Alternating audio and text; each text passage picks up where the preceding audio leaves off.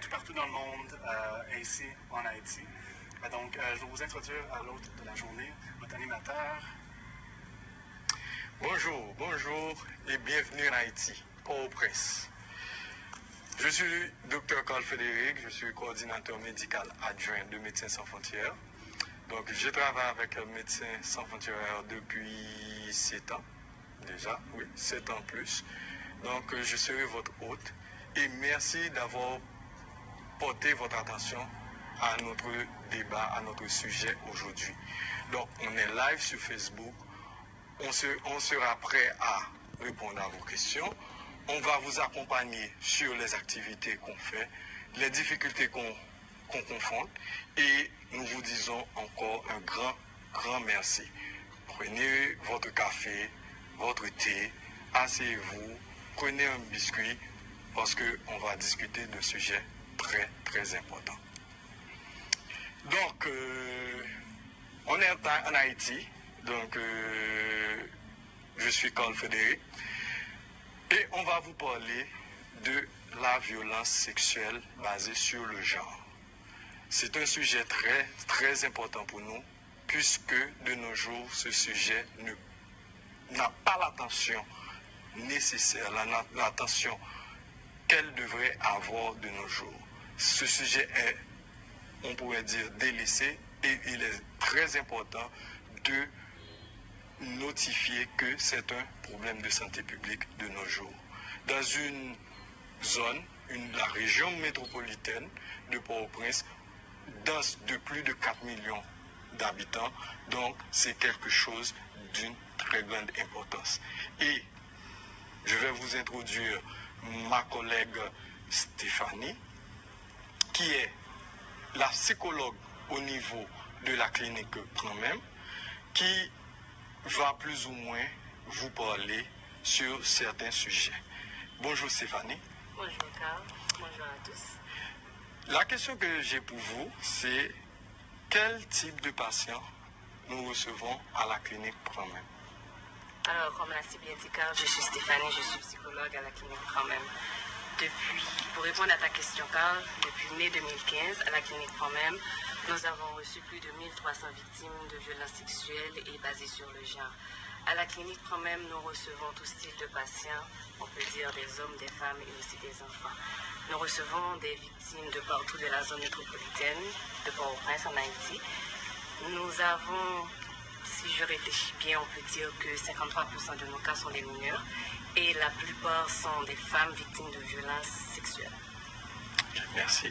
Et pour continuer, et parce que Prends-Même, c'est le langage créole, Prends-Même veut dire prends ma main. Donc c'est l'explication, prends ma main, supporte-moi, aide-moi, c'est aller vers les victimes. Donc pour les personnes qui viennent d'être branchées, donc on vous dit merci encore une fois et nous allons continuer avec Stéphanie sur comment vous, en tant que membre de l'équipe de Prends-Même, en tant que psychologue, vous voyez les jeunes que vous recevez au niveau de la clinique. Alors, merci Carl pour cette question. À la clinique Prends-Même, 4 sur 5 mineurs de nos patients connaissent leur agresseur. Et les patients qu'on reçoit à la clinique Prends-Même, surtout les mineurs, chaque personne est différente, donc c'est du cas par cas. Les conséquences psychologiques vers les mineurs est très compliqué et aussi quelque chose qu'on doit suivre de très près. Si je me rappelle un cas qu'on a reçu à la clinique, on a eu une mineure de 12 ans, victime de violences sexuelles, et c'était dans un cadre que selon la mineure, c'était un cadre sécuritaire, sécurisé, donc c'était dans son environnement scolaire. Donc cette mineure victime de violences sexuelles, une des conséquences premières a été aussi la peur de n'être pas crue par cette mineure. Et cette mineure, malheureusement, je peux dire, est tombée enceinte, donc elle a eu une grossesse non désirée vis-à-vis de ce viol. Et la mineure, préalablement, je pense qu'elle a dû raconter l'histoire. Mais les gens de la communauté, ou on peut dire même la personne à qui elle a raconté l'histoire, n'a pas vu l'importance de faire suite à cela. Et automatiquement, qu'on a vu que le ventre a commencé à grossir, on a vu qu'elle est tombée enceinte. C'est là que la mère a vu la sérieuxité de la situation.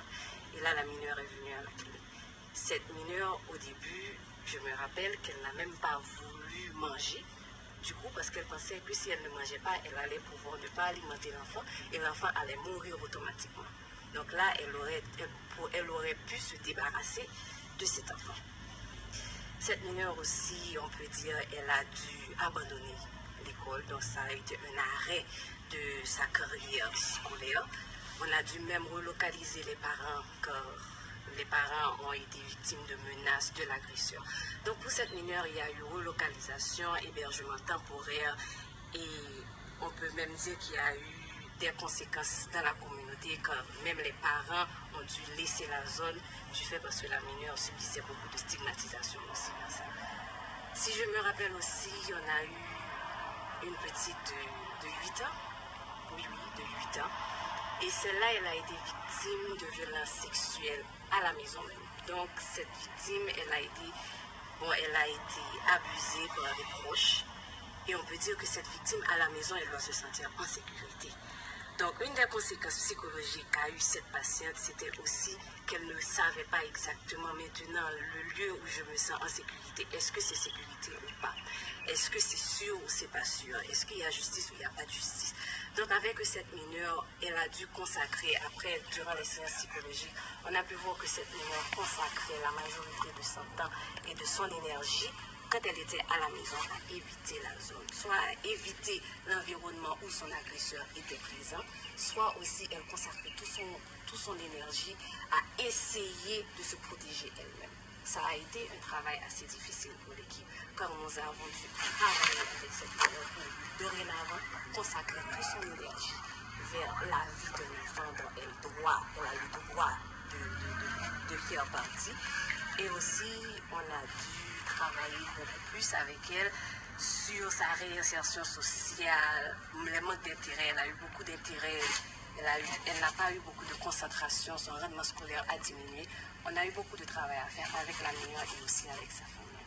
Donc on peut voir que les conséquences psychologiques des enfants, des mineurs et de ceux qui sont moins de 18 ans, c'est assez sérieux pour nous à la clinique Tremblay. Merci beaucoup. Donc,